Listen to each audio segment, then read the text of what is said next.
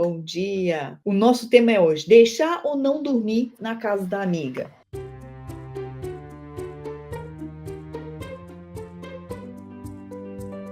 Isso gera muitos pensamentos nas mães e a gente vai ponderar algumas coisas, mas nós que somos mães temos as nossas preocupações e elas são legítimas, né? É importante que a gente tenha esse olhar, porque o adolescente não tem, né? Eles têm a miopia. O que é miopia? É enxergar longe. O adolescente não pensa longe. E nós que somos mães, a gente está ali sempre pensando na segurança, na proteção, e passa pela nossa cabeça que nós já temos muita experiência, muitas coisas que não vai passar pela cabecinha do adolescente, né? Ou da adolescente. E é uma fase onde eles se arriscam, eles têm comportamentos de risco, né? Faz parte desse momento da vida, eles não ter pensamento da consequência. O que vai acontecer se eu fizer? Não, eles estão ali. Fiz porque o outro fez também. Vai no impulso, né? Essa é a palavra importante para definir esse momento da vida da impulsividade. Esse impulso é uma coisa que o cérebro ainda não tem a função de dar o limite, de fazer a escolha, de tomar a decisão. Mãe, posso dormir na casa da fulana? E você já pensa, ai meu Deus, lá vem, lá vem. E para quem está chegando aqui agora e não me conhece, eu sou médica, sou mãe de gêmeas, adolescentes, pediatra, especialista em adolescente. Já ouvi essa queixa milhões de vezes e claro que cada adolescente tem o seu desenvolvimento, o seu ritmo para desenvolver. E às vezes a gente entra nesse embate, será que está na hora? Será que não está na hora? Será que eu deixo? Será que eu não deixo? Mas a gente sempre tem que pensar no lado do adolescente ser questionador, argumentador, ele quer falar, ele não vai compreender por que a mãe não está deixando, e aí você vai se sentir insegura. Então é disso que a gente está tratando aqui hoje, assim, a maneira de você dar o limite, dar o seu limite, se você sentiu, né, a mãe tem a noção, você que sabe quem é a amiga, onde é a casa, quem que vai estar lá, é você que vai ter que fazer esse contato, essa checagem, né? Porque isso não vai passar pela cabeça da sua filha. Então, todos esses cuidados a gente precisa ter, e adolescente vai achar ruim que você vai querer dar uma ligada, por exemplo, e checar tudo isso. Tá tudo bem. E você tem que estar segura das suas atitudes e a forma que você vai fazer isso, né? Para que ela não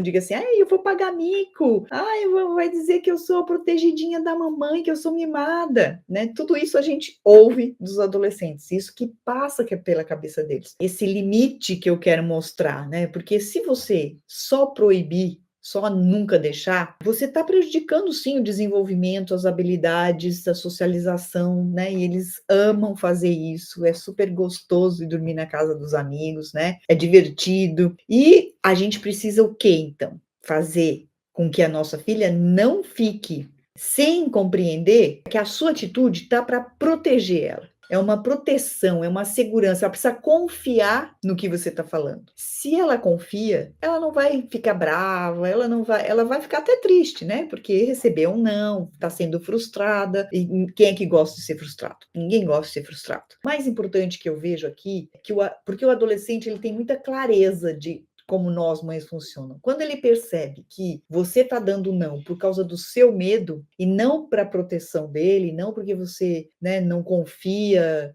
que ele é capaz de fazer as coisas, enfim, aí ele fica bravo quando ele percebe isso. Então a gente tem que estar segura do nosso não. Por que isso? Porque se eu sou uma adolescente, eu estou diante de uma mãe que é muito protetora e eu sei que ela não está me deixando ir por causa do medo dela, a gente pode conversar sobre isso. Agora, o contrário, né? Se o motivo é outro, o adolescente ainda está muito infantil, ele ainda não desenvolveu as habilidades. Você percebe que o seu filho e sua filha não está pronta para se tornar responsável, para se virar sozinho, né? Ir lá, se alguma coisa acontecer, saber o que vai fazer, por exemplo, né? E aí você vai pontuar isso para o seu filho, você vai pontuar isso para sua filha, olha, não, lá onde você vai, eu já fiz isso com as minhas filhas, queriam ir no bar, em um lugar aqui da cidade onde eu não conhecia direito, e que iam ter pessoas que eu não confiava, e eu deixei muito claro, não vai poder, porque eu estou te protegendo, né, não sorriu, não ficou feliz da vida, mas entendeu que eu estava querendo proteger, e aceitou, enfim, teve que aceitar não ir naquele lugar, naquele dia, naquele bar. Então percebe que a gente tem que estar segura das nossas decisões e conhecer os nossos filhos. Então o jeito certo é educar com presença. Eu gosto de dizer, educar com medo ou educar com presença? Porque quando você está presente, você conhece a maturidade do seu filho. E é isso que eu vejo que na adolescência, às vezes, isso se desconecta, né? Às vezes as mães, elas não sabem o que o seu filho pensa. Elas desconhecem o que o seu filho pensa. E é isso que é triste, né? É estar próxima, é estar conectada, é ter vínculo, é saber qual é a consciência, que consciência sua filha está. Quanto despertou já nela essa consciência do que pode ou não acontecer lá na casa. E qual é o grande medo que a gente tem? E aí eu vou pontuar uma coisa da realidade também, porque eu vejo muitas pessoas que dizem, né? Ah, eu só deixo dormir se for na casa do tio, na casa do avô, da avó. Enfim, só que a gente sabe disso, né? A maior parte dos abusos e violências são dentro do ambiente familiar.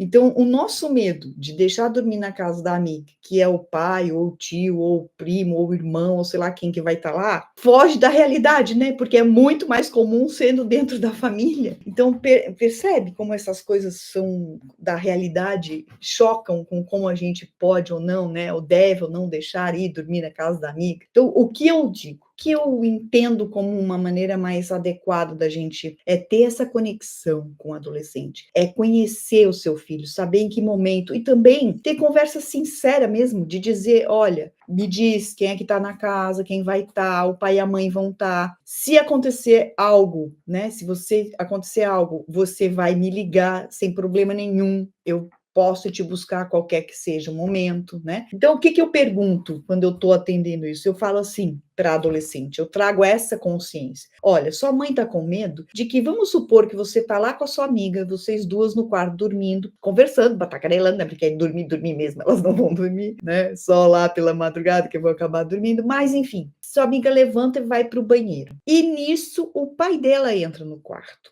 Isso é algo que não faz sentido. Por que o pai dela entrou no quarto, sendo que a filha dele não está no quarto, só está você? O que você faria nesse momento? Que atitude você teria? Então, eu sei que não é sempre que isso vai acontecer, mas é para trazer o despertar da consciência da adolescente do que nós mães estamos pensando. E aí você conversa com ela. Você teria coragem, por exemplo, de, se esse pai fosse se aproximar de você, de gritar e chamar a mãe dela, ou gritar e chamar pela sua amiga? Ou você ficaria com vergonha? Porque é isso que passa na cabecinha delas, elas paralisam, elas não sabem como agir, que atitude tomar. E é disso que a gente tem que preparar, né? Você prepara e fala... Por quê? Porque talvez a gente não sabe qual é a intenção desse pai, mas não faz sentido nenhum ele estar no quarto e ficar no quarto sem a filha dele. Então, a gente já pré-julga, né? A gente já pré-julga. Mas tudo bem, a gente está cuidando, a gente está alertando, não tem problema. Pode ser que esse pai não tenha intenção nenhuma, a gente não sabe. Mas a gente está preparando essa garota para agir. E aí a gente pergunta, você gritaria ou você teria vergonha? Você teria coragem de chamar alguém ou você ia ficar com vergonha, né? Então é importante que ela saiba que reação ter, para ela não paralisar. Por quê? Porque os abusos acontecem porque o adolescente, a adolescente, eles confiam na pessoa que está ali. Não passa pela cabeça deles que uma pessoa que você confia vai fazer algum mal para você, né? É assim que eles pensam. Só que sim, né? O ser humano, às vezes, tem coisas que a gente não explica, né? E sim, tem pessoas que a gente deveria confiar e não fazer mal para a gente, que fazem mal para a gente. E isso não passa pela cabecinha do adolescente. É disso que a gente tem que ensinar. Fez sentido para você?